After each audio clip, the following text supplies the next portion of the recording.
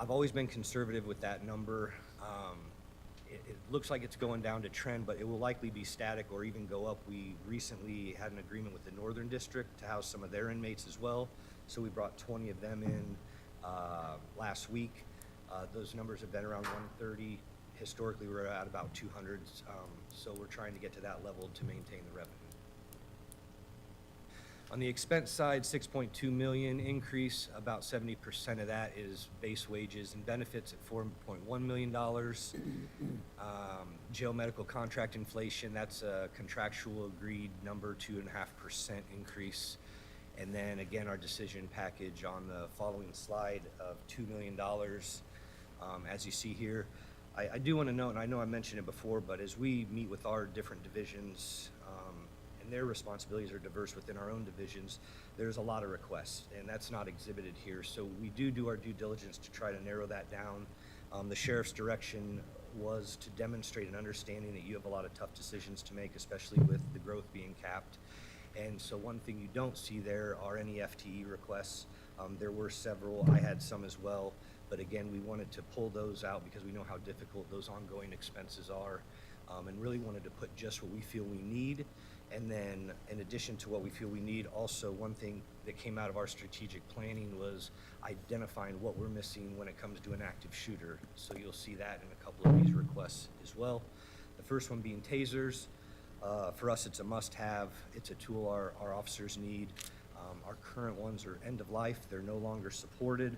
We strung out our current ones as long as possible, longer than any other agency in the state. But that reflects upgrading to the newest model. There's only one provider. We're kind of at the mercy of them. We don't have any other choices, unfortunately. But obviously, we do need to equip our officers with tasers. And the tasers are just like computers, basically is what they are. But the end of life, they're not going to support them. So every so often, you have to buy a new computer, even though it looks brand new. It seems to work just fine. Down the road, it's not going to work.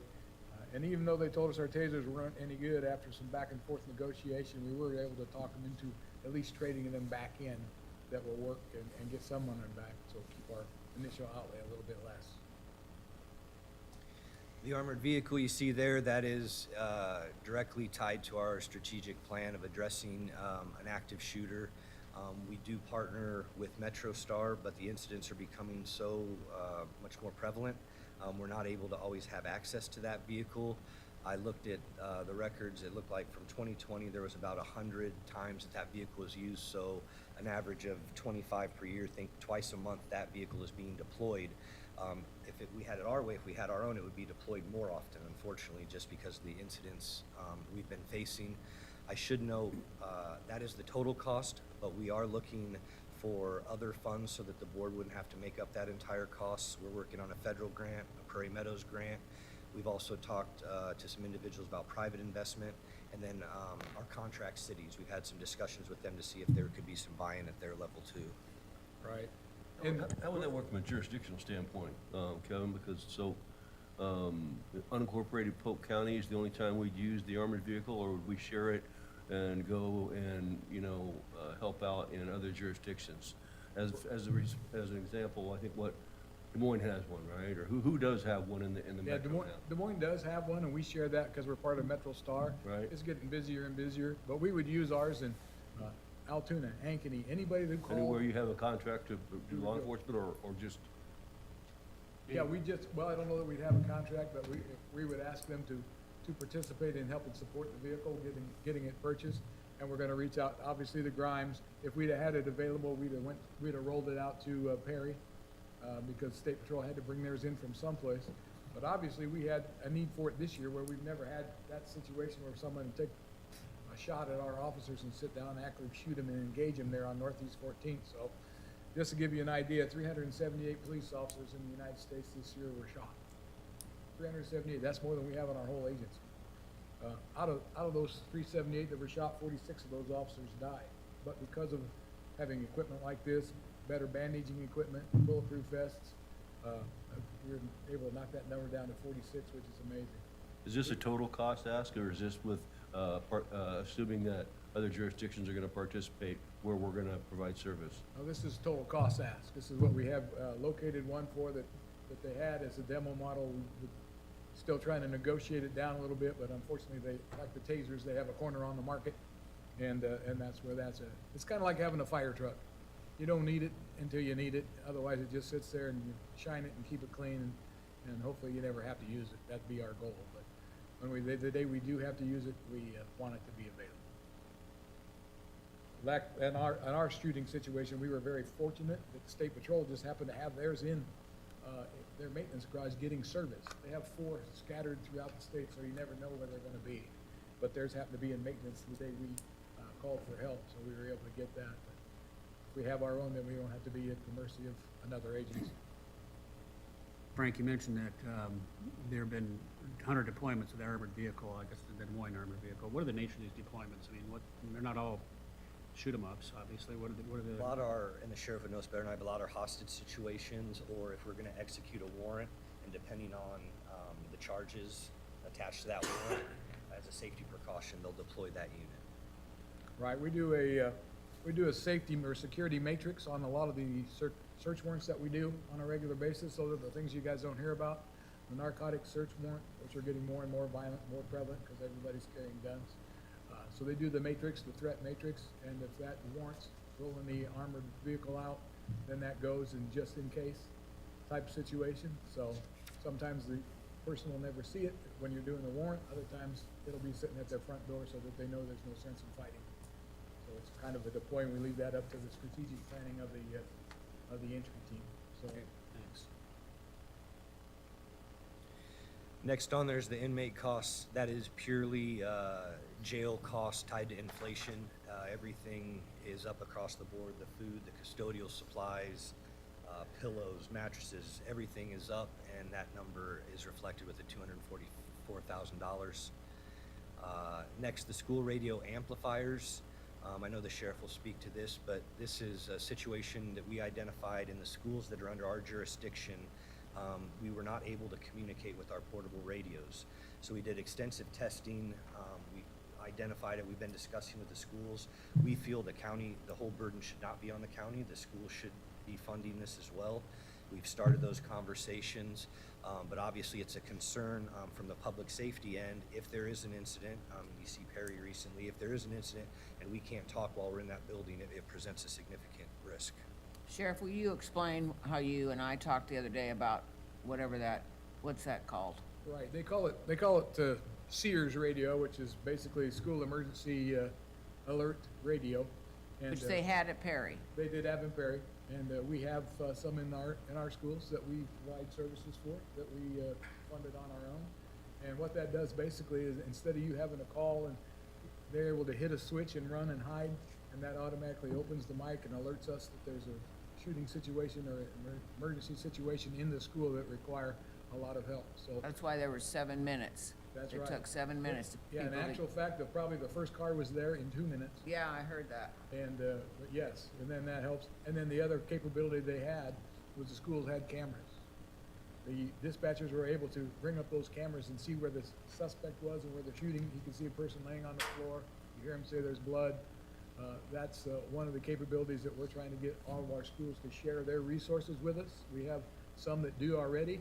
Some are very protective of their cameras. We're not gonna monitor unless there's an emergency and they trip that switch and we're headed that way.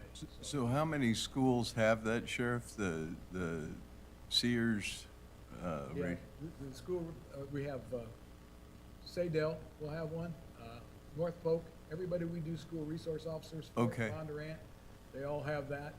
And, so that's, Senator we'd like to Grimes. see them in every school in the does whole Des Moines Polk County. Public School have them? Nope. Yeah, and I was told that they got them, where they're coming, but we know there's some money out there from the state, to try and get some. So again, that would be something we'd try and help them with if we can, but we kind of feel that this is something that is probably a very big necessity to keep the kids safe and to keep the employees safe. And, you know, it's a scary situation. I keep talking about the Perry thing, but I found out that a friend of mine was one of the adults in the school at the time and was, thank goodness they'd been through the ALIS training, which is something that we provide, and that tells them basically we change it to run, hide, fight.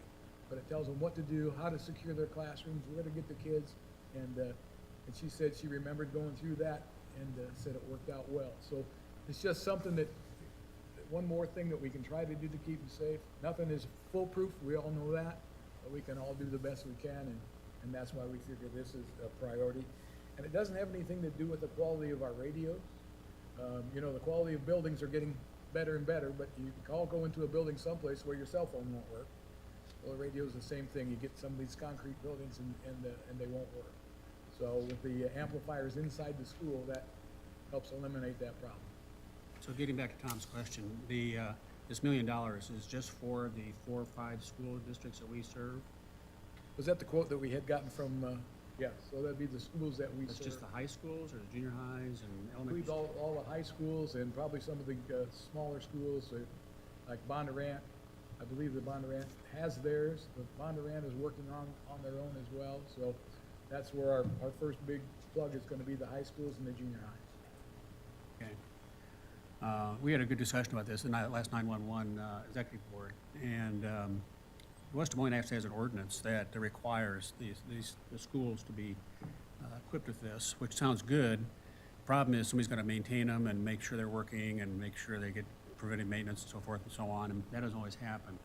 So, you know, it's one of these things that it's more than just the repeaters and those kind of things itself. So, do we have people lined up in the schools to maintain these devices and those kinds of things? Yeah, I believe the schools have their own partnership going. I know one of the gentlemen that's one of the IT folks that does Bondurant, consults with Saydell and I believe North Polk.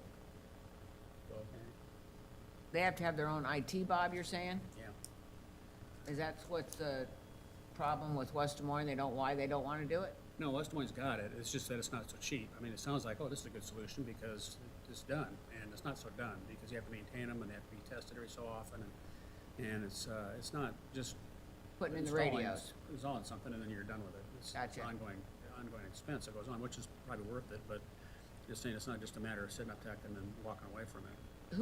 Who's paying for West Des Moines? Well, the school district has to, The school district? yeah. See, I think the school district's gotta have some skin in the game here. What I can't believe is Des Moines, who needs it, should have the radio, or whatever this is called. right, and I was told by Captain Ness that they had it now, because I asked after I talked to They him. do have it? That's what he told me, but I've never heard him talk about it till the time I asked him about it. So I don't know for sure. But Grimes, Dallas Center Grimes has it, and they maintain their own. North Polk and Bondurant, they have the same person that kind of, they maintain it, and there's not a lot of, to my understanding, there's not a lot of maintenance required on it once it gets in.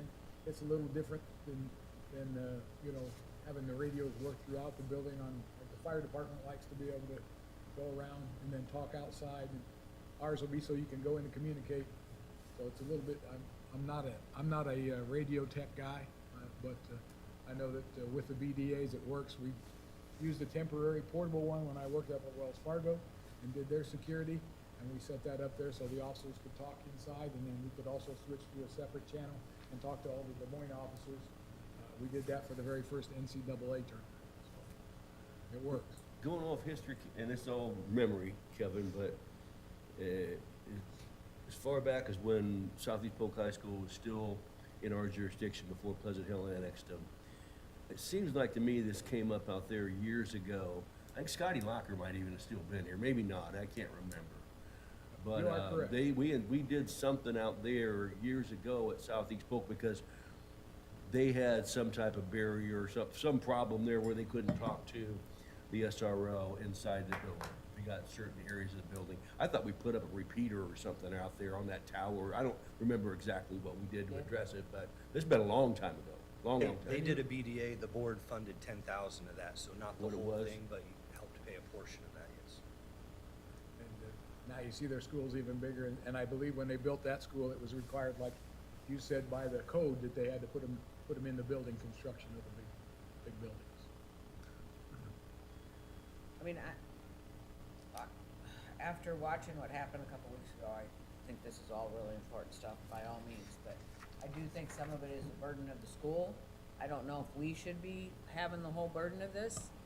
I'd like to see what the school districts are gonna do before we say yes to any of this, but I would hope, that they do something, they saw what's happened, and it's very important that you all are able to talk to each other and have whatever Perry had, because it worked. People responded, all of you all responded quickly. Yeah, it's an important piece of equipment that we should have. Yes. You know, the other thing I wonder legislatively, is there any value in seeing if there's any state funds available that are unallocated at this point? Yes, so the governor mentioned setting aside dollars, I don't know how much for specific for school safety. And so ISSDA had reached out to Sheriff Schneider to be a point of contact for, what are the needs for school safety. So he'll be in those direct conversations with legislators on how much money and what's the money gonna be for. I think this would fall in that criteria. Part of this too was the sheriff wanting to put this on your radar, because we had been hearing that the schools, to your surprise, were gonna reach out for funding for this. But yes, we think there will be some state money, I don't know how much. I think there is going to be some kind of school hardening bill as it relates to the buildings, locks on the doors, some, panic devices as well. So it'd be interesting to see if this isn't something that can't be incorporated. I do have a meeting at the Capitol tomorrow at 1 o'clock, so I may have more information after that meeting. I don't know what we'll be at for sure, but I know it will definitely be a topic of discussion. I bet you that's a pretty tough discussion, Kevin, frankly, in a society that we live in where they basically hand out AK-47s to people that have no business with them, and then we have to armor all of our citizens and all of our buildings and armored cars and wonder why. Yeah, it's unfortunate, and there's always gonna be situations, when most of us grew up, I'd say that because we're older. We had a shotgun and we went hunting with our family, and that was part of everyday life. Right. Some of the rural schools are still that way, but we didn't have any automatic weapons or any of that kind of stuff. So it doesn't matter what kind of weapon it is, if it's pointed in the wrong direction, it can be deadly. Well, I hope, as Matt said, I would hope that the state would allocate some dollars to this. It's really not our responsibility. I mean, it is and it isn't, I can't imagine that they can just turn their back on this. This happened in our state. We need Right. to fix it. Sounds like the schools you're talking to are pretty collaborative, though. I mean, they're wanting to play ball with us, right? Right, DCG's already on board. We've got them up and running. They had some issues, and we were able to work with their radio tech guy and our radio tech guy, got them tuned in, and they're working great now. So, and they had, when they built their new schools, they had that put in as part of the infrastructure, so. But you're Bond talking grant. about $1 million here. That's a lot of money. Well, when it comes into radios and so forth, it doesn't seem like $1 million goes very far, but yes, you're right, it is a lot of money. We've been very clear to them, though, that they should share in the bulk of the responsibility. That's great. If I can, that was why my recommendation was set aside $1 million, that engage the schools, make sure they're testing, it's their decision. And if they decide after testing and they need this, then we make some grant money available, but it makes sense to wait to see what the state does. And then see if you want to allocate money that they could get some kind of matching money, or we pay a certain percent. So that get them engaged in both testing, and then we need to make sure we're looking at competitive bidding for this. If there's a package of it for multiple schools, see if we could orchestrate a competitive bid, make sure we're getting the best cost of this. Sounds good. Lastly, the reallocation of equipment appropriation, that's transferring funds that have historically been in Fund 55, the CIP, for equipment, ballistic vests, some tasers, I think jail mattresses, some other things. So moving those out of CIP and into the Sheriff's Office General Fund. Some of the recent accomplishments that we can take credit for at the Sheriff's Office, but you can also take credit for at the board. We hired and trained new communications specialists to meet the growing demand of a communications center. And I want to go a little off again. A lot of you may or may not know, well over half of the 911 calls that came from the Perry School came into Polk County. Our dispatchers were answering the calls. The one young man that was shot and he said he'd been shot, and he was hiding behind the concession stand. Our dispatcher was working with him when that call came in. So they get so much into Dallas County, it automatically rolls over to the next communication center, which was us. So kudos to you folks for giving us the staff, and that came in handy here. So they were super busy. New school resource officer that we have in Dallas Center Grimes School, which is something we've been working at for a lot of years. I'm glad to have that. He implemented the Axon vehicle and body worn camera program, so they're working together with each other, and they're working out very well. New inmate service contracts for commissary, phones, video visitation, tablets, and inmate accounts. Deployed a computer forensics program for a criminal investigative unit. That's a big word for telling there's a guy that's really smart, and he can dissect all these phones that we capture, and some of the phones that were in the information and intel that was being downloaded from Perry School is being shared with our guy. He is on one of the only ones in the Midwest that's certified to work with the Secret Service, and he works with Secret Service out of Kansas City, and he is the #2 leading information gatherer, technology guy in the whole country. So he's doing a great job. We're thankful to have him. That, again, because of the new building, the new equipment, we're able to do that. So we're transitioning to a new jail management system, JMS system, transitioned to a new records management system. Both of those went smooth without a problem. Right. Oh, you know how technology goes, but it's better than some of the what was expected. We hosted a successful Citizens Academy encompassing 1,200 hours of training for 28 people. We have such a demand, we're already working on one for next year. People want it. Come see what's being done at the sheriff's office. They want to participate in basically every aspect that the sheriff's office has, and so we had to decide to expand it a little bit and have another class. We've hosted women's self-defense classes in headquarters in our mat room. We have filled up so many women's self-defense classes, we're backlogged. We're kind of turning people away right now. We still have 3 or 4 groups wanting to come, and so we're going to have to probably get more instructors, but it's nice to see that folks are taking advantage of what we offer.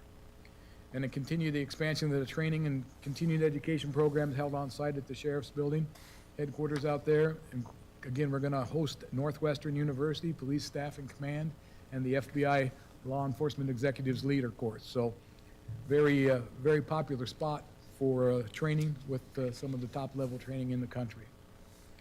So the upcoming opportunities for consideration are the Communications Center subscriber agreement, the fees for 24 and 25, which what Frank touched on. Folks will be paying a little bit for their services, not near what they're worth, but they're paying a little bit, and that's we're appreciative of that.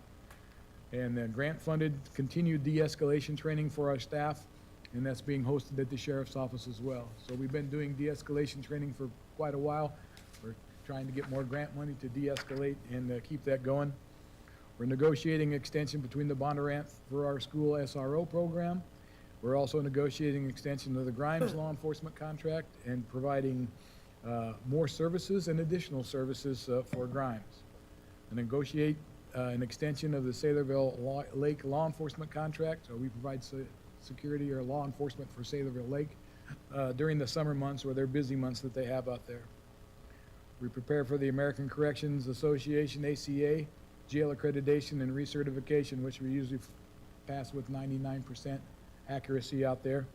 And we do a great job in our jail, even though you'll have, when you have 1,000 to 1,100 inmates who are staying at your house and they don't want to be at your house, you're going to have some of them that aren't happy and that cause problems, but all in all, we do pretty well.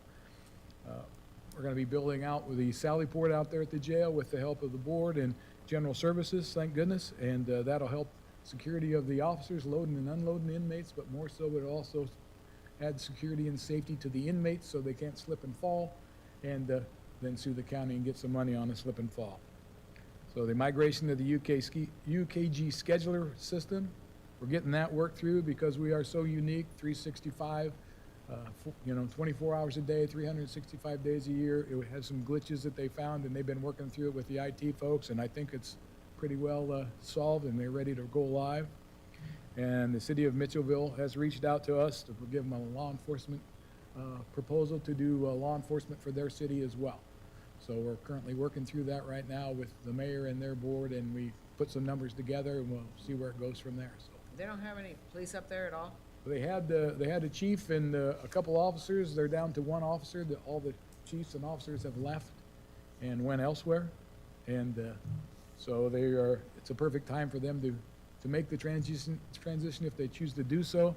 I don't know if they financially can afford it. I know that Supervisor Brownell has had some conversation with the mayor out there, so hopefully we'll be able to assist them and do that. It's something that we didn't go out and recruit and try and get, but if they need us, we're certainly glad to try and help. I think it's fair to say the sheriff doesn't want to get involved in another Polk City kind of situation. They want the council completely on board before we make the steps of trying to bring them into a law enforcement contract, and they're not there yet. My understanding was they had 0 police out there right now. But what happens is their entire budget's $275,000 for public safety. How much? $275,000 for 4 people, and obviously they get trained up and they're instantly into the transfer portal, and they go to Ankeny or West Des Moines or Clyde or someplace like that and get big raises. So it's going to be a continuing problem forever, the rate they're going, unless they really up their budget, which they don't want to do. We can't match that number. Frank and I talked about this last Friday or Thursday, I think it was. But we can come pretty close, and so we'll see what happens. I sent her a message after we talked, Frank, and haven't heard back from her yet. I'll try her again today after this meeting, but it seemed to me to be the best situation they could possibly get. Right now, the sheriff is responding into Mitchell when they need it. Also, Altoona probably helps them, and their version of mutual aid, whatever that is. Bondurant can slide some sheriff's deputies over from time to time, but right now they're pretty much uncovered, so we need to do something. Or we don't need to, they need to do something, let's put it that way. So once they get their council squared away, then that would be helpful for us. But I remember, you may recall, when we tried this, the mayor of Polk City tried this, and it just turned into this huge confrontation between police and their families and the mayor and the council and everybody. It was a mess. Now this situation is there are no police there to have to navigate that problem at least. So that's probably an advantage that we may have here in the overall scheme of things, but we'll see. It won't be cheap for them. No, it's not going to be cheap. It's not going to be less than $275,000. We know that. It's going to be more than $275,000, but they're going to get they'll have a great police force that way, and the sheriff's done a great job with these kind of things. The deputies that are allocated out there tend to be the same deputies every time, so they'll be on patrol 24/7, and you basically have access to a big city metropolitan police force, and without having to pay for all of it. Okay. Upcoming opportunities and considerations is renegotiate the per diem rate for federal inmates, the CAD upgrade and replacement project, Polk County Sheriff's Office Communication Tower Project and replacement upgrades, the Public Safety 911 telephone system upgrade and replacement. And I wanted to touch on a couple of those, like the tower project. It's my understanding that we have saved up enough money in our 911 funds to pay for that. Won't cost us anything, but it's got to come down. It's not structurally safe, I guess. And so we'll have to rebuild that to about the tune of $2 million, but that money comes out of the 911 money that's been allocated to us, and we have not spent it or invested it, saving it back, knowing that tower had been there for a long time, and it was probably going to be Is coming that due. tower on our property? Yes, it is. That's what I thought, yeah. And the public safety phone system, and we looking at going on to to my understanding, a different phone system, and that's tying in with the state, which will save us money. Cost us a little money, but save us a little money, so that's the advantage to doing that. The public safety 911 logging recorder update and replacement, it's all part of that. Implement of the PRO, which is Pro QA, Emergency Fire Dispatch System Questionnaire and Procedures. Something that we've been doing, but we'll be implementing it so that every dispatcher basically has a list that they go through when you call in, so they can try to determine your medical need while you're there, kind of like we do with mental health when we do that as well. So that's one thing that we're continuing to go forward with. We're enhancing the inmate learning opportunities with DMAC. We're offering them, to me, I still call it, because I'm old school, I call it GED, but it's a get them their degrees, get them any of their high school diplomas, so when they come out of jail, they can hopefully get a better job, not come back to jail. If they're inmate worker, we get them a safe food handling certificate, put them through the class there, so when they come out, they can get a better job in safe food handling and maybe not come back to jail, give them the opportunity to make a little bit more money. So we continue to seek grant funding all the time. We're working, trying to get as much money as we can from the federal government, state, to help us offset some of our expenses out there. We can continue to host the national, regional, and local training at our headquarters and try to provide the highest public safety services and best practices for the folks of Polk County. So all this we couldn't do without the help of you, and I appreciate that. I know that. And I'm a member of the Major County Sheriffs of America and also the National Sheriffs Association, where I'm on their board of directors. And believe me, we are rock stars compared to some of the things I see around the country. So we're very, very thankful. Thanks, Sheriff. I guess I'd also comment that last year we talked about the CAD-to-CAD system. We have the community-aided dispatch system we've got set up across the metro. That's been installed and is going well. Nick Brockman is our guy with the sheriff's office, our tech guy, and he's done a fantastic job. It's up and running. I don't think we're live with it yet, are we? But we've got a ways to go, but it's really working well as far as from what I hear. Right. I think the two of the CADs are functioning well together. One has waiting for some kind of a part or something that will allow it to talk to the other two. So that's otherwise, yeah, it's going pretty well. We were able to get that $5 million grant from the governor's office. I think it's been 2 years now. Yeah. And so we secured that, turned it over to emergency management, and it's been So rolling. we're close. We're rolling since, yes. Yeah. Till something else changes. Okay. John? Oh, yeah, so am I going? Seemed like the TASER was the most pressing new equipment need that the sheriff's office requested. Sounds like they need to upgrade their old whatever, so I won't go into the description, but you gave me the TASERs, but you kind of did here as well. I didn't recommend the armored vehicle decision package. Des Moines has one. I can't recall, does West Des Moines have one, or some other, is there one on the west side too?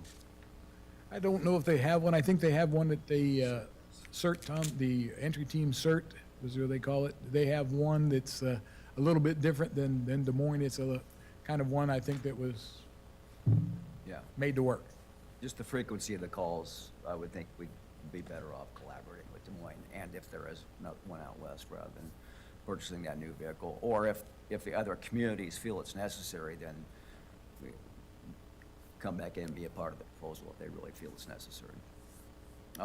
With regards to the school amplifiers, yeah, my recommendation is we at least set aside the $1 million, and then I think maybe work with the sheriff's office to design some program where the schools look at their need, let them make the decision, assessment, and then you all can decide how much or what percent after we find out if the state's doing anything, and design some kind of matching grant that we can make available to the schools. Okay.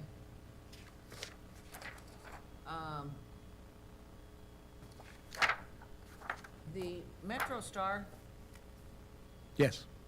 does everybody pay? Not everybody participates. Some of them are in CERT and some of them are in Metro Star. So Okay. we split it. So Metro Star is just Des Moines PD and Polk County Sheriff's Office. That's Pretty- it? I think Indianola might have one member, and Norwalk may have a member, or they may be at CERT. I used to know when I dealt with them every day, but I don't, so. But the one thing I know, and I know it's asking a big ask, and I knew that it was gonna be a lot of money, and I knew that you were probably gonna say no on the armored vehicle. But I do want you to have it on your radar. I do want you to know that I'm gonna be out there asking for money, asking for grants, asking for Prairie Meadows money.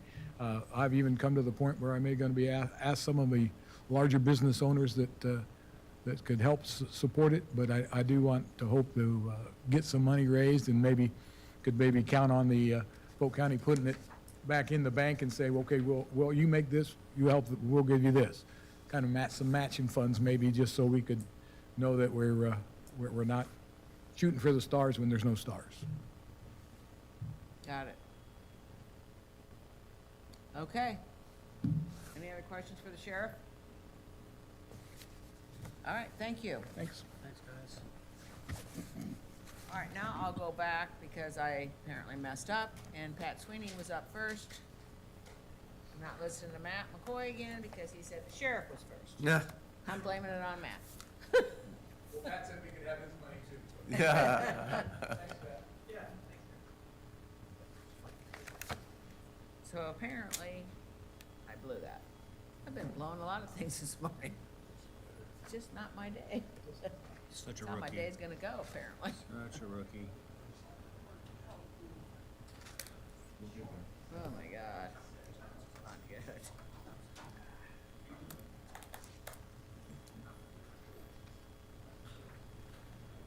Sorry about that, Pat.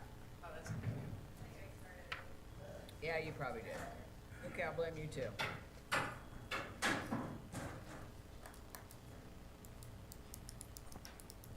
Next up, Veterans Affairs.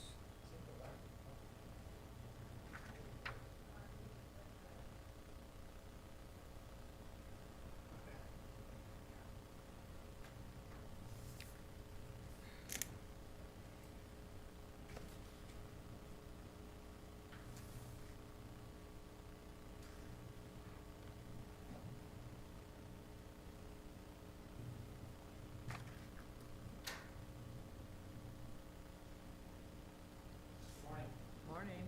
Thanks for having me. So the first one is just the numbers there.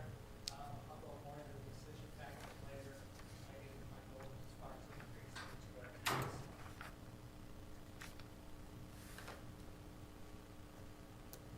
The increase there is for the two MPs. The first one is $50,000, just cost of wage increase of the two MPs.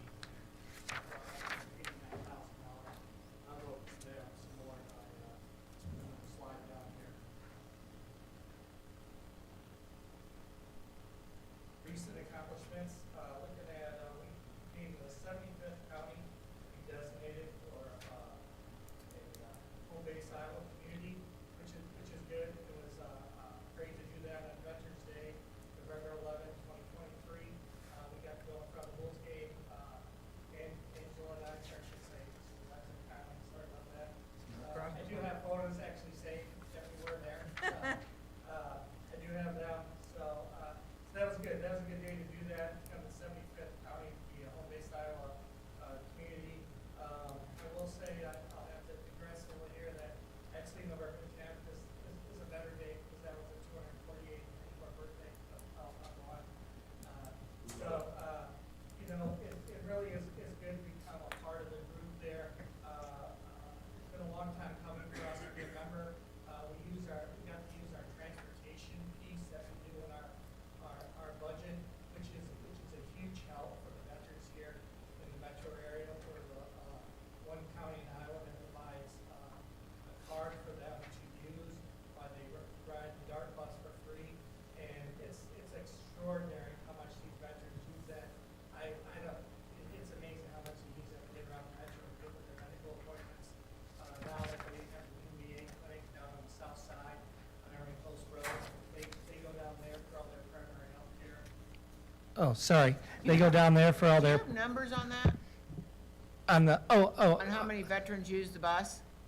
well, I don't have the number on the veterans. I have the number on, last year, we were at about $97,000 we spent for veterans to use. In our budget, it's a $100,000 line in the Okay. Veterans Affairs budget. So it gets used. It's an extraordinary piece for veterans to be able to get around the metro. Like I said, they go to the south side now, they have the new primary health care clinic at the VA down at the old Toys R Us building. Then if they have a specialty, they go up the street on Douglas there to the VA hospital. And then for whatever else they use. I mean, they use it to get to their jobs. They use it to come see us.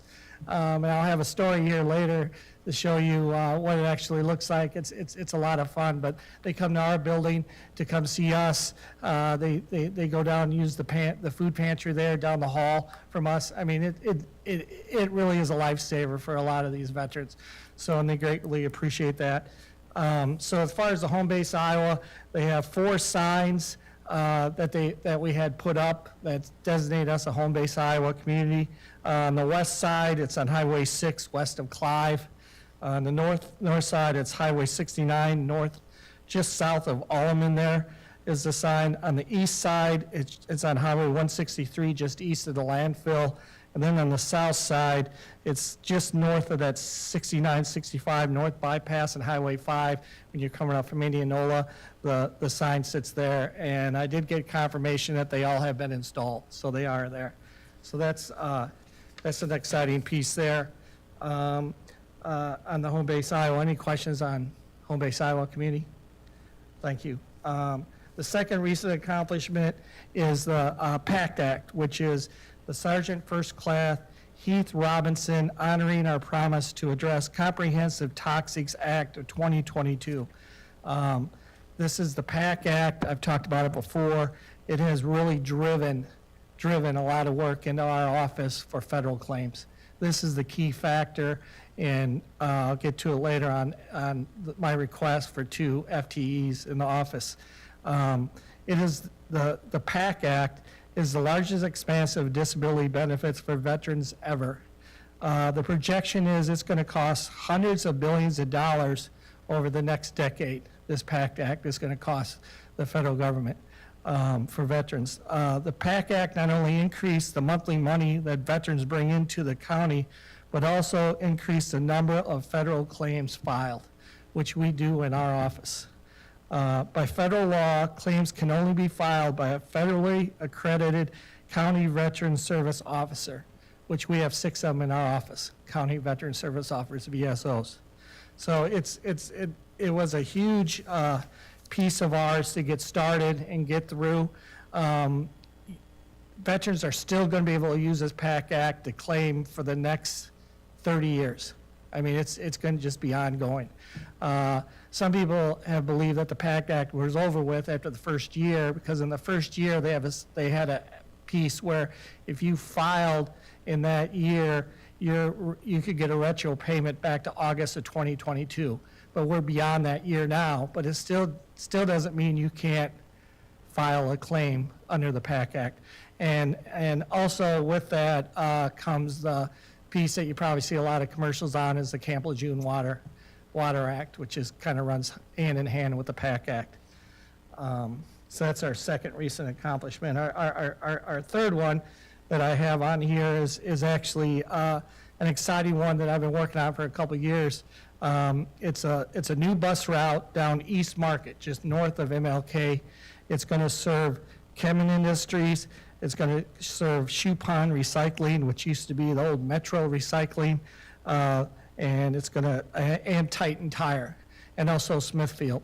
It looks like Kemin is going to fund the new route at $35,000. The DART board's going to vote on it January 23rd. I expect it will be approved, and it's going to go into operation February 2024, which will be a huge help for us. Those 3 industries are very big veteran hire companies. Actually, the gentleman that's in charge of Shoe Pond used to work at the Veteran VA Hospital. We used to work with him up there, and now he's in charge of the plant down at Shoe Pond. So they're not only good veteran hires, they're just good community hires in general. I think that new bus route's going to help them get employees in there. What happened before was they used to have to get off at the fairgrounds and walk over that bridge by Willard and then down, or they could get off earlier on Grand and make their way through. And as the gentleman for Shoe Pond told me, it's all hunky-dory during the summer. They like to come, but once the cold weather in the winter comes, they tend to fall off because they don't want to make the trek. So excited to have a new bus route, especially as we know they're looking to cut services. But they're actually, hopefully on January 23rd, it gets approved by the DART board. Any questions on that? Okay.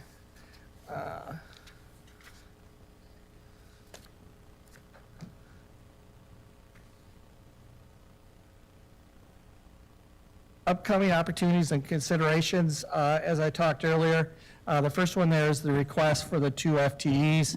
One would be another veteran service officer for the office, and the other one would be a general assistance position. It was in my justification there, my sheet there, but I'll talk a little on my thoughts on how I got to this point to look at 2 of them. One of the pieces is to be a veteran service officer, as I talked earlier, you have to be certified. So you go through a week-long training, and then you have to get 16 hours of continuing ed each year to keep up your certification. So you have to be certified to talk to a veteran about federal benefits, and there's 6 of us in the office. But as with the PACT Act, as I talked about earlier, our increase in work in the claim area is pretty high. I had in my justification there a report that the federal VA puts out. It's called the GDX report. I have to read it here to get it right. It's called the Geographic Distribution of VA Expenditures. And they started doing this report in, it was December of 2020 was the first report they put out. And in 1 month, in January of 2021 is when they put it out, but it was for December of 2020. The amount of money we brought in the Polk County in December of 2020 was $9,783,751.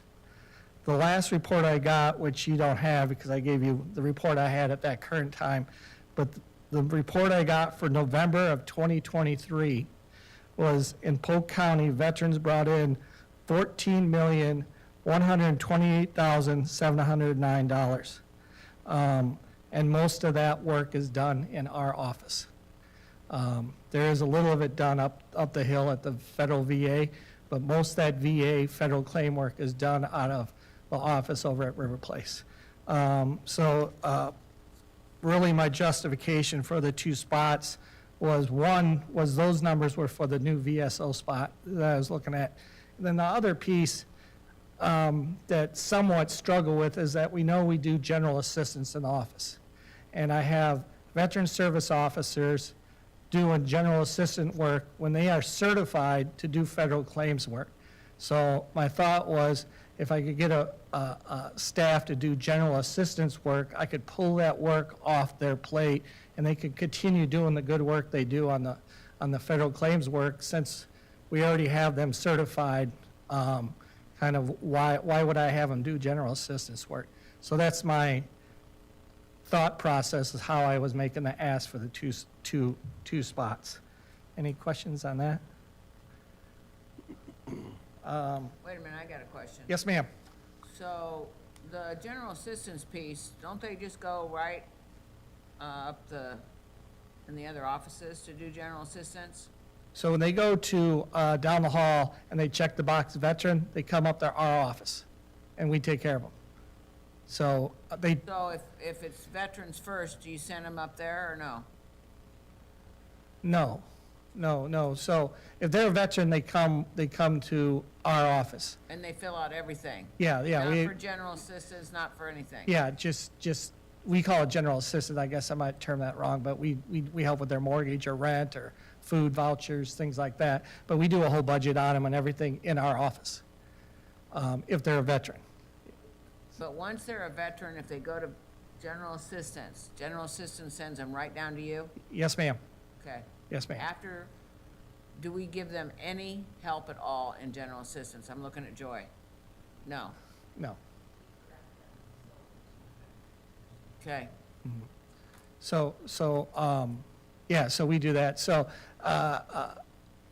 just to be clear so in our office, we do 3 things. We do a pillar, which is general assistance. We do a middle piece for the state, which we just help fill out the application for the Veterans Trust Fund. If you're familiar with that, if you do the scratch-offs and all that, that money goes, we are, by Iowa code, we have to help the veteran fill out the application, and we just hand it on to the state. And that would also be a piece that I would add to the general assistance work for that position. And then the third piece we do is the federal claims work. So really, there's 3 pillars that we do in the office. So that was my justification for the request for the 2 positions. The second upcoming opportunity is Wreaths Across America. We do a little piece with that down at Woodland Cemetery, but I happen to be on the Des Moines Cemetery Board. I would like to work with them to see if we could get, there's 3 Des Moines cemeteries that have designated veteran spots. Woodland, Glendale, and Laurel Hill Cemetery have designated veteran spots. There are veterans in every cemetery in Polk County, no doubt about it. But there's only 3, and they just happen to be under the Des Moines Cemetery wing, is where we have designated areas. So I'd like to work with them going down the road here to try to see if we could get Wreaths Across America at all 3 cemeteries. They do a little piece at Woodland every year. I've got to participate in, but I would like to get, maybe see if I get all 3 of them done. There's about, between the 3 cemeteries, there's about 11,213 graves in all 3 cemeteries where veterans are at. Any questions on Wreaths Across America? Okay. My last item here on the near term would be continuing the success of the second of the month food pantry that we do. Unfortunately, we had to cancel this month because of the snow. It's only the second time since we started in April of 2020 that we had to cancel, but there's a lot of factors there as far as the snow and safety to have people out. But just some numbers that we've done in the second Tuesday of the month is, so in 2020, we gave out 59,630 meals. 2021, we handed out 94,052 meals. 2022, we're at 91,886, and this last year we're at 90,848. So in the last few years, total was 336,416 meals we handed out. It's an extraordinary time to be out there on Tuesday afternoon mornings and doing that. It's a nice way to see a lot of the veterans that we meet every day, that we work with. And it is fun. A lot of them are pretty savvy. They plan their day to come down on Tuesday morning for their meal. Then they go up the street for their medical appointment. So it's kind of fun. You see them doing both. So that is a good event, and we'll continue doing that. Any questions on the food pantry? A couple long-term items that I have there are going to look back at maybe doing an honor flight. I know in September 2014 was the last one that Polk County participated in, that 130 veterans went on. Going to talk to the group that organizes that, see what kind of interest they have in Central Iowa here. You know, a lot of them do go on the honor flights and go to other places. I know there's 2 or 3 Polk County veterans right now, they're trying to get one together up in Boone. So I think I've talked to them and they're gonna go on that. So I'm gonna work on maybe exploring the idea of maybe have another one here in Polk County if we can get some people together that want to take that. The last item I have there is, or the second item there is working on the World War I Memorial. I had a conversation with Supervisor Hawkinsmith here last year on this. It's the World War I Memorial sits up there, Memorial Capitol Park, next to Lutheran Hospital up there. It's a large granite monument. It's nice, but it's somewhat hard to get to. There's not real good parking up there. There's some steps involved to get over to it. Maybe work with Supervisor Hawks. Ask me, I'll try to work with Councilmember Westergaard on that to try to see maybe get that moved. I have some ideas. I know the city did some preliminary work a couple of years ago on it as far as the logistics of moving it. I'd like to talk to them and maybe resurrect that idea. My idea, I think Riverview Park would be a great place for it. I've been told, well, there's flooding down there. Well, I'm like, well, I don't know. I don't know if that's the key factor in saying no, but I think Riverview Park would be a nice place to relocate it where it's we access to the public and be able to see it, because it is quite the grand monument. It is a large piece of granite if you've ever seen it. It's large. My understanding on that, and I don't know the history, but, you know, that was all part of a bigger park. It was Burke Park. That's before University even went through there, the bridge was even built over the river. And so but then when they built the road through the middle of the park, it just cut that little piece out where the memorial is. But didn't we have some numbers at one point? I know we sent, when Rice was still here, they sent some folks out, cleaned that whole thing up, cleaned up the railing, had the professional granite, stone cleaned and all that type of stuff. That's been a number of years ago that we did that. You're right, it is a beautiful memorial. Yeah, I thought they'd originally talked about taking that like to Woodland Cemetery or something. I did, but yeah, but as I recall, the ward council member was opposed to it at the time in the city. I don't remember all the details, it's been a while. Yes, sir. I heard the backstory on that too, that it wasn't really supported at the city level, but I think I'll take another shot at it. I know it falls, that work they did is under the Park and Recs. So I'll talk to Mr. Page and see maybe what we could work out there, and maybe Remember we what could. the number was to move it? It was quite a bit. It was a professional company out of Omaha, Yeah, I that's believe, what when I thought. saw the can't report. remember the number either. It's significant, I think. Yeah, and you know, there's also some service entities locally that are involved in that. Maybe Yeah. do some fundraising through Yeah. them, the VFW, American Legion, and things. So I'm gonna go look at that Okay. too. All right, thank you. Any other questions? Okay. The last piece I have, working on the upcoming activities long-term, is the jail intervention program.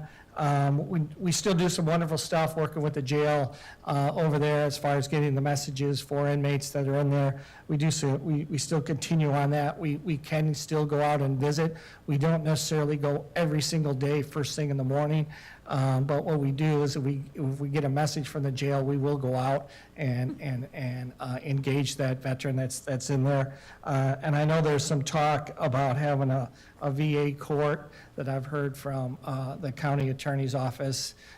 So I think that'll probably be ran through the CJCC group, and I'll still stay engaged there, but we'll see what happens with that. But so just continuing that, and the sheriff is working on we used to have a program that they use that isn't supported anymore, a website program, so we're working on getting that up and running again. But needless to say, the bottom line is the inmates are getting taken care of if they're a veteran. We find a way to do it, so it works.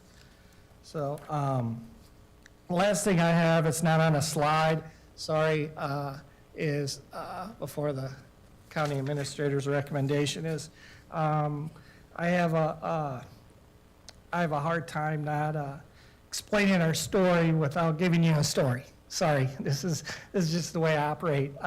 So I got a couple here that are really good, and they're all good. This is what we do every day.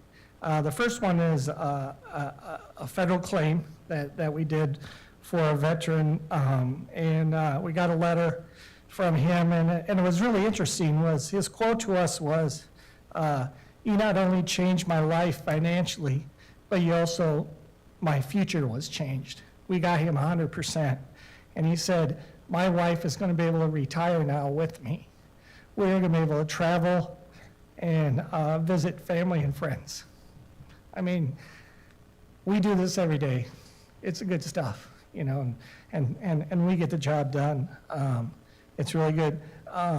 You know, so that was a nice letter to get from that veteran, that him and his wife are going to be able to retire and they're going to travel. So it's good stuff that we do down there. The second piece I have, the second story I have, is really about sometimes we do things that might not fall under those three buckets that I talk about, but we're still dealing with people.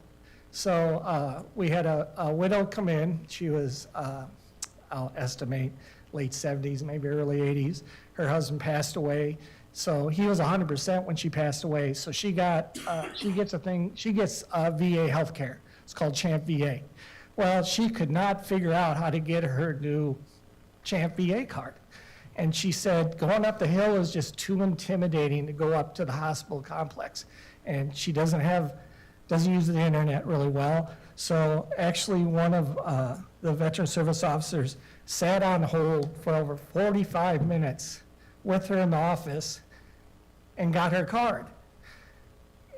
Is that really a piece that we do as far as filing a claim, doing GA, doing the state stuff? No, but that's just a piece that we do this stuff every day.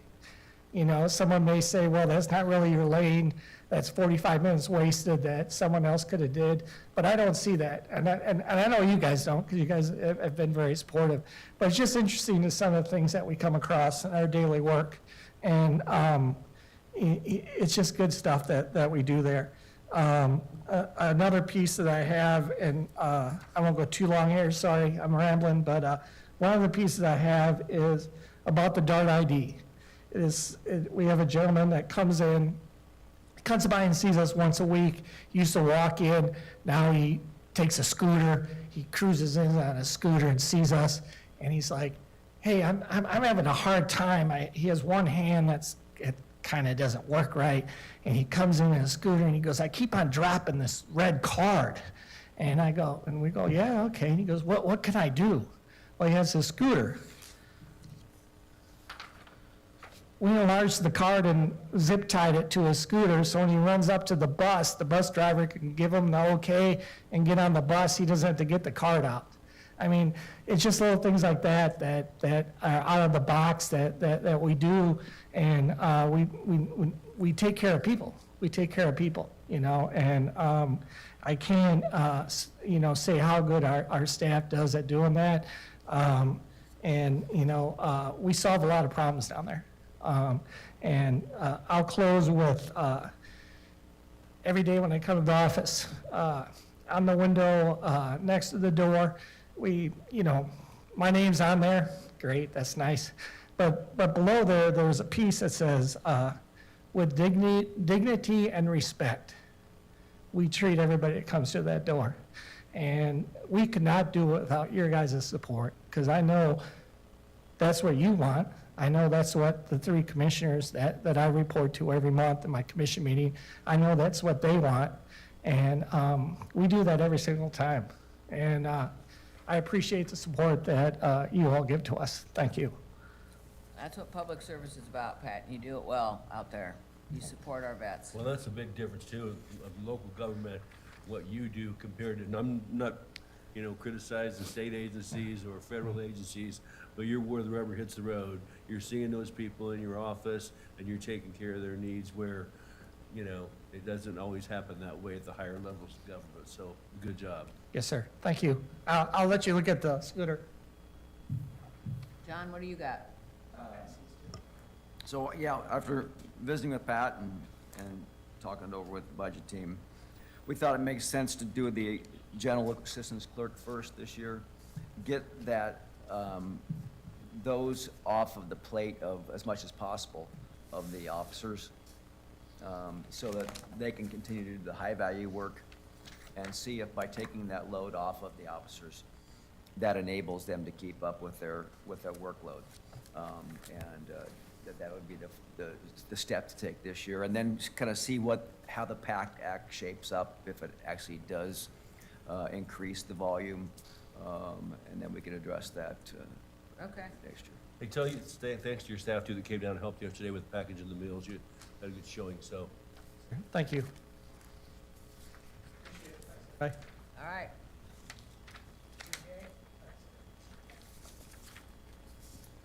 Good morning. I don't have the luxury of some of the really good stories like Pat, but while he's standing in the room, I just want to share something real quick. I have intimate knowledge of a vet locally who specifically worked with Pat and Connie over at the VA.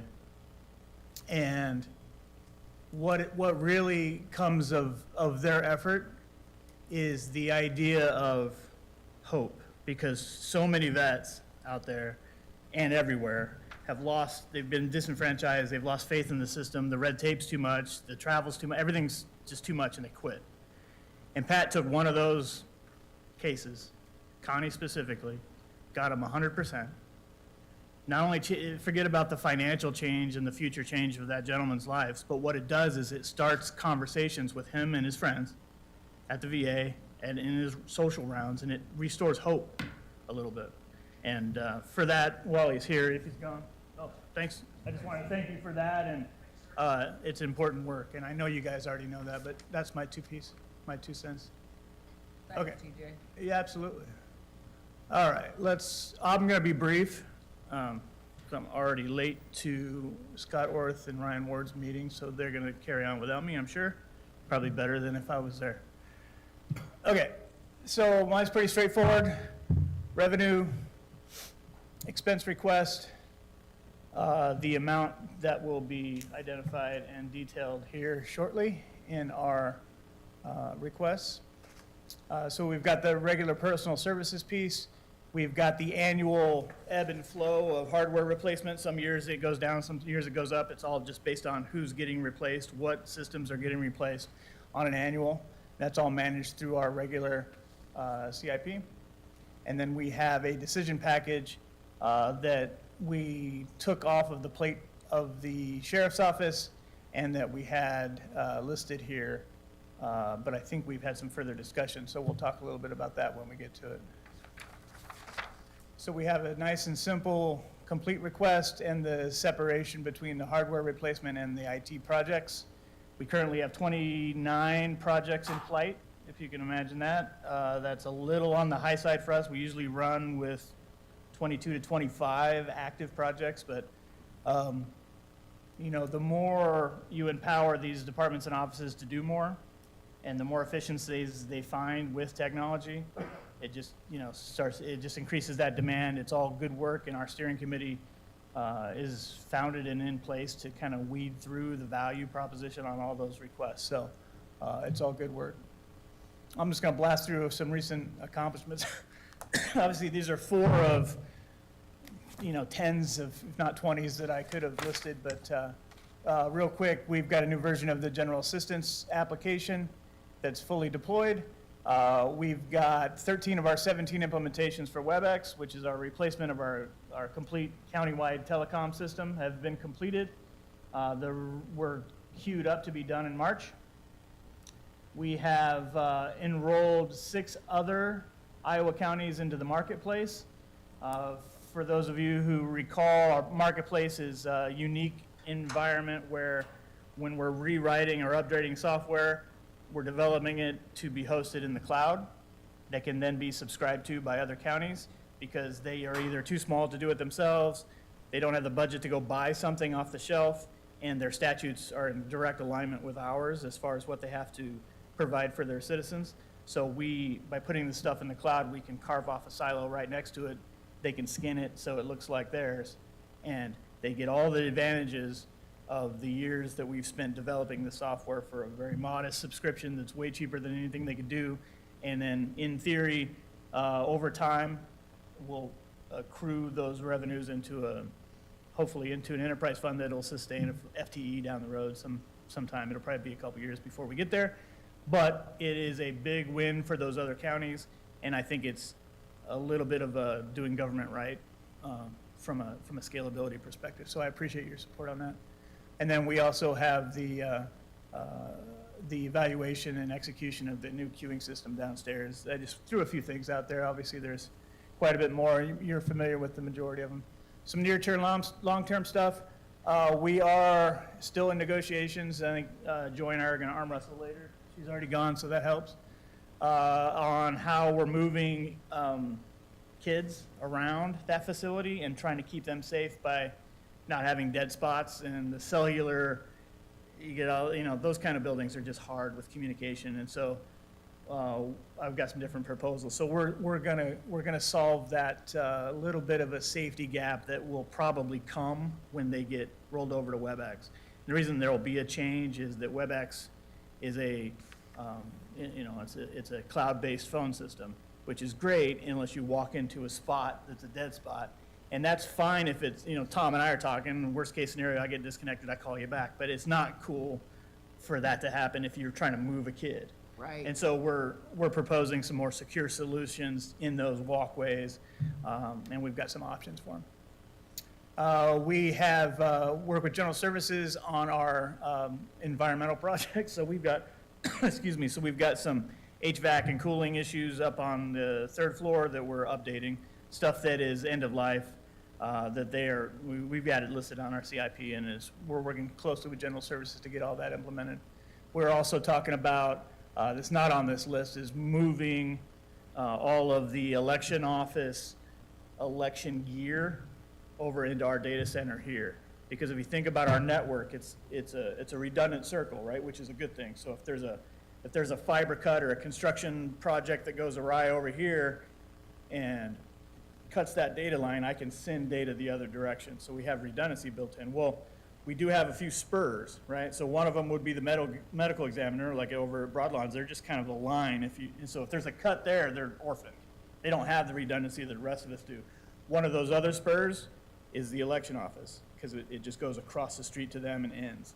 So the reason they have a lot of that gear over there that, we've determined over the years is because they want a level of autonomy, and they needed 24/7 support from their vendor that does That elections. didn't work very well on election night. Correct. And so we're moving it all over here so that we have climate controlled, secure, 24/7 access, and then we can also grant coverage and access for the vendor, obviously chaperoned and so forth, but they're doing that now over there. So I believe you'll be seeing that as we get through the summer and buttoned up all before the general and we move forward. So I think it's a good thing, because there was a security incident a couple months ago, or a month or two ago, where somebody went through the front door, and that Right. brought up all this redundancy conversation. We looked at some expensive ways to make them redundant and move the loop and everything, and it just came down to the fact of why does it all have to be over there? And so we talked through it, and we think we're in a good spot. So that's a project that'll be happening. So you're gonna get all that done before the general election? Yeah.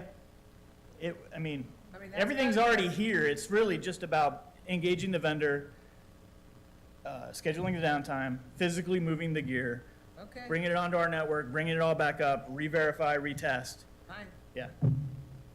So they tell me. I'm kidding. I know Pat's already gone, but we also, one of the things, I didn't want to get into it, but he had an item on his list for outreach for the VA.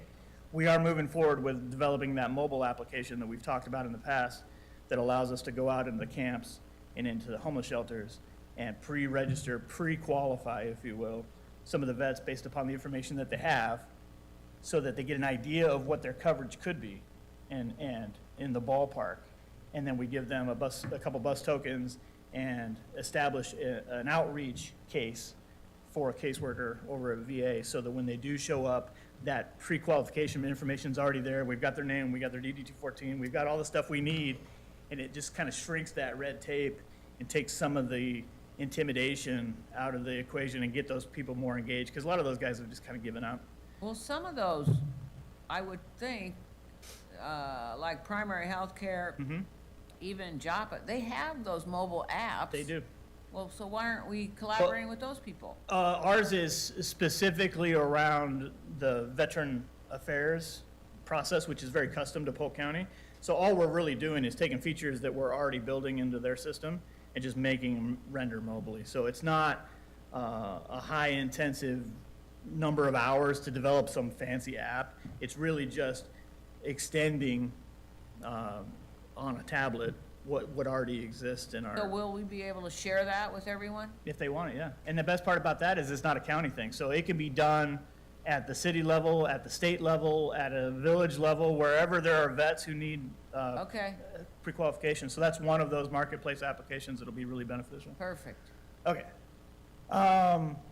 So long-term stuff, obviously, public entities into the marketplace, we already talked about. Fifth Judicial, we have a pretty extensive, strange relationship with Fifth Judicial when it comes to housing their people in our facilities and what we provide and what we don't provide. Statute says one thing, past practice is kind of a different thing. One of those bottlenecks is telephones. By the agreement, we have to provide them like services and access to a telephone. It's fine, we've done that for years. Well, now we're moving to with our new WebEx system, moving them and their ability to get back to the state and their desire to move around just causes a bunch of grief. Well, I brokered a deal with Mark Headley up at the Fifth Judicial, and I haven't heard that name. I for a know, while. I know. And we've moved one of their projects up a year So we're gonna put all the judicial folks on the state telephone system. It's all voice over IP, so they'll be able to have everything that they have today, full access to the state system, and I don't have to shell out, $400,000 to give them a whole new phone system. So it's a good thing. And lastly, just more extension, here's the election office redundant telecom and data solution that we just talked about. Cutting to the chase, I'll get right to John's recommendations and obviously field any questions you guys have.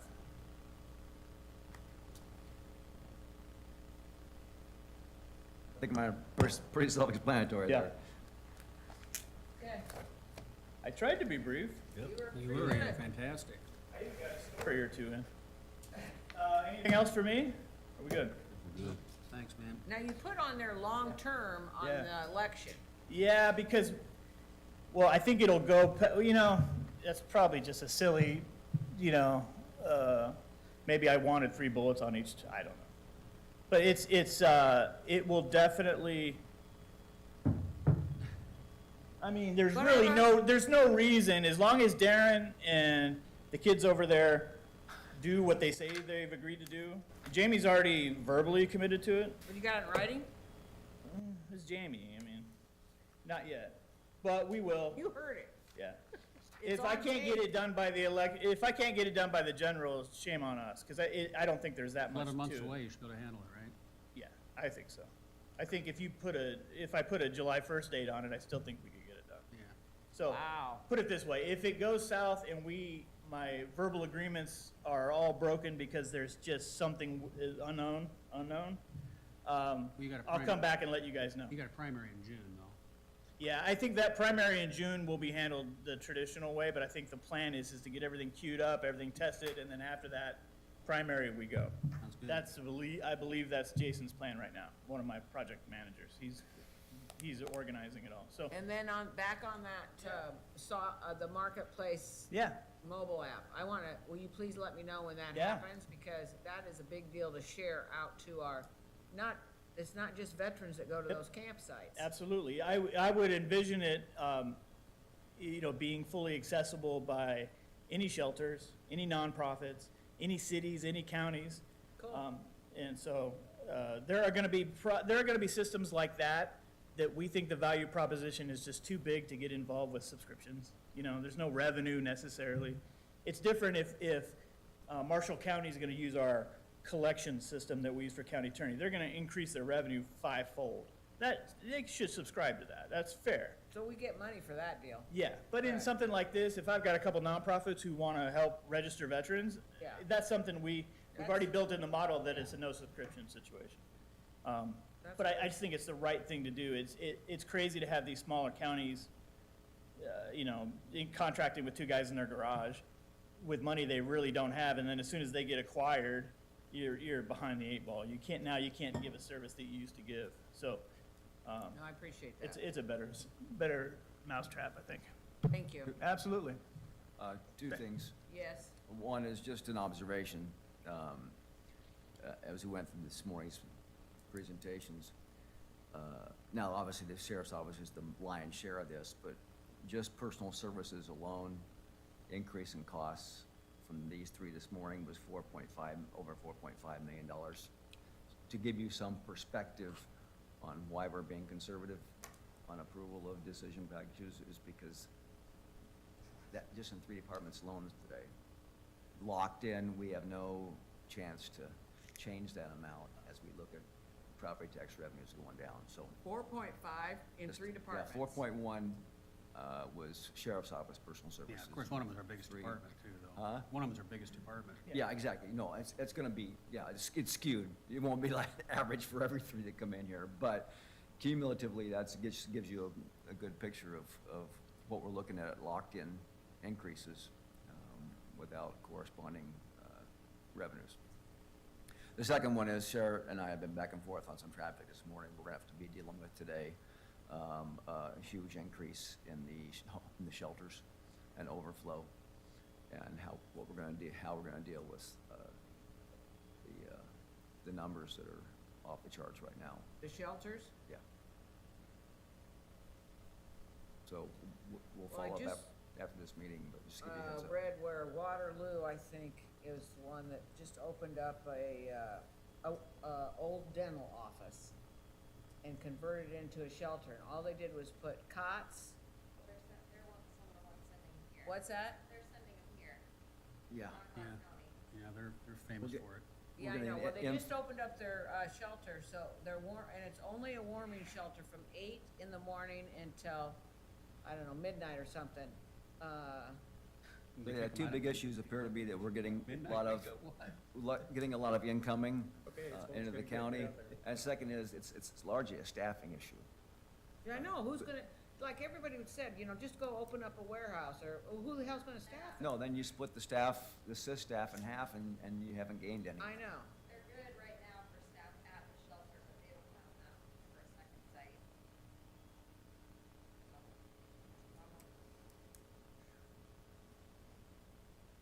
Well, It's gonna be like this all week. Be 22 tomorrow, be like summer. well, if anybody, Appreciate the time, thank you. Yeah, sorry, TJ. well, if Uh, anybody's But, got but we're looking at some hotel options, but it'd have to be with a serious screen on who would get them. I don't even wanna start go down that path. Because, as you recall, I know, what happened to those rooms last time, I do. and it cost us a lot of money, and they trashed them, And then more people come. and more people come. And everybody wants to do it. That's right. That is a path I do not wanna go down. Okay. So, We'll keep you Yes. posted. I don't know if this is my place or not, they were bringing up, detention phone system thing.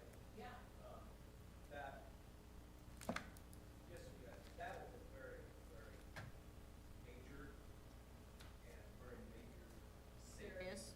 security. The communication issue? Yeah, and it's been this way for quite a while. We're on, probably at least the second system. But out there's this building, I've run the building 29 years working the old building, the new building. It's a major issue out there. It's somebody is going to get hurt. We're gonna do this, right? I think We're it's, doing it, aren't we? we're doing it. I think we're doing it. It's on the short term. Well,